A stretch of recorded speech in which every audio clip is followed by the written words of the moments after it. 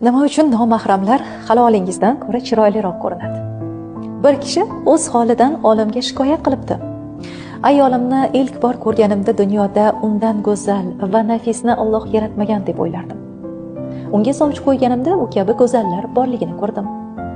Unga uylanganimdan so'ng undan ham chiroyli ayollar juda ham ko'pligiga ahamiyat berdim. To'yimizga bir necha yil bo'lganidan so'ng dunyodagi hamma ayol mening ayolimdan go'zal ko'rindi deb o'z holidan shikoyat qilibdi.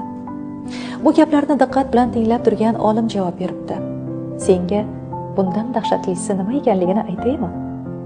Sen dunyodagi hamma ayollarga uylangan taqdiringda ham borgan sari hatto ko'chada tentirab yurgan itlar ko'zingga go'zal ko'rinib boraveradi debdi.